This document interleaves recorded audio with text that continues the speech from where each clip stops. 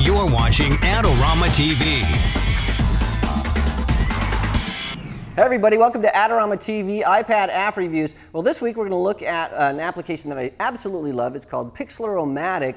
And in addition to that, I want to talk to you really quickly about another app that I downloaded that I disliked so much. I want to make sure that nobody downloads it because I think it's just sort of something you should avoid at all costs. But first, let's take a look at an amazing app that I really love, and I actually stayed up way too late last night playing with it. It's called Pixlr O Matic. Let's take a look at Pixlr O Matic.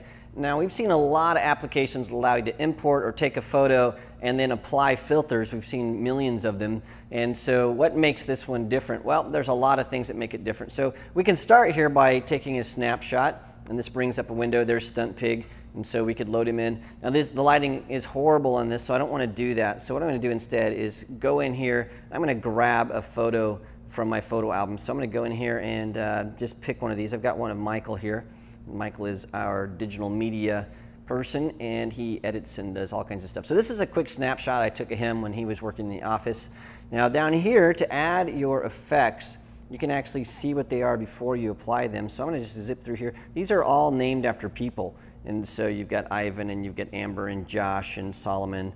So we can go through here. Now I sort of like this Antonio filter, and it applies it and then really puts that in there so it looks pretty cool. So I like that. So the next thing I want to do, and you'll see that this looks like a developing tray if you're familiar with the darkroom, so that's sort of cool. Now the next thing I want to do is go in here, and I'm going to be able to add some effects on top of that.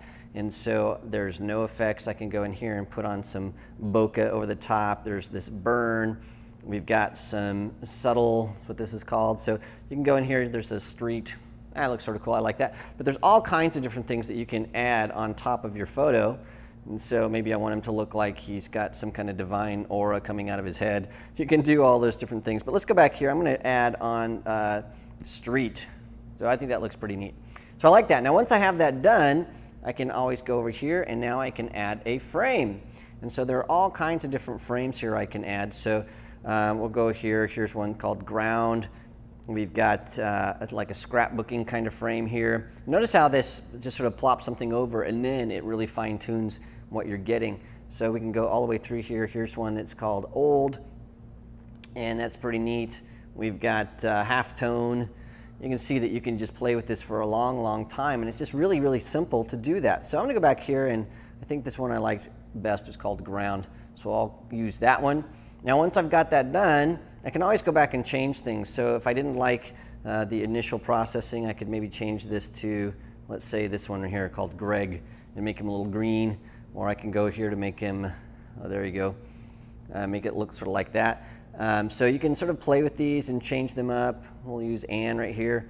Once you have that done, again, you can go back and change the kind of filters that you have on top of that, which is pretty neat.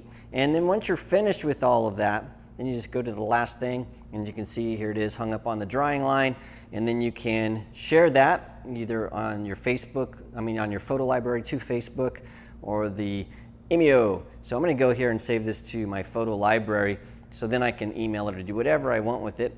The image is saved, and now I can use that. And then if you want, you can click this to go all the way back to the beginning, and you can start playing with this. Now what I found was, as simple as this is, as soon as I loaded in a photo and started playing with it, I just got tons of different effects, and it's so fast and so easy to do this stuff.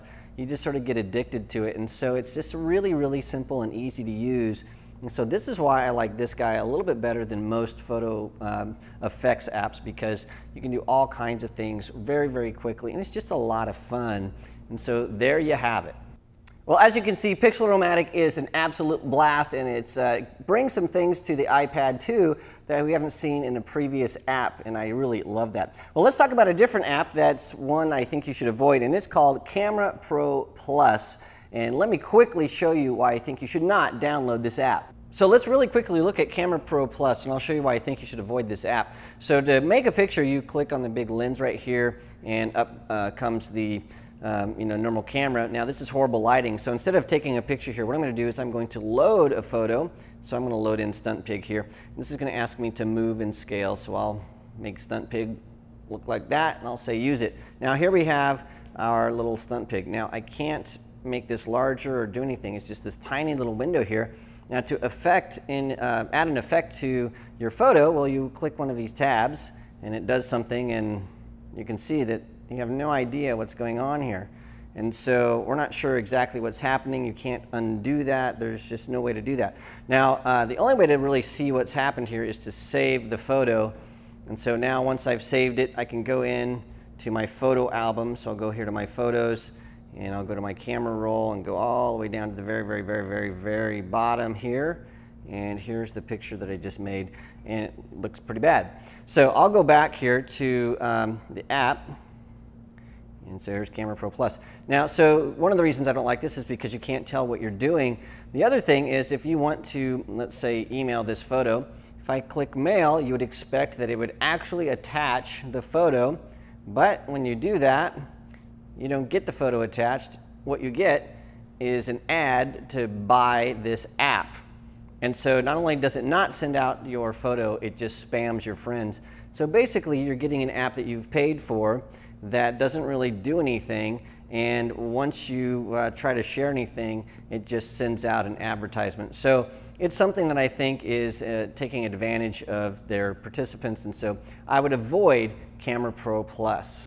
All right, well, as you can see, Camera Pro Plus doesn't do really much of anything, and it sends out spam to your friends, which I think is something that you shouldn't have to pay for. So don't download Camera Pro Plus unless they do some kind of modifications and make it do what it's supposed to do, which is actually allow you to take pictures and manipulate them.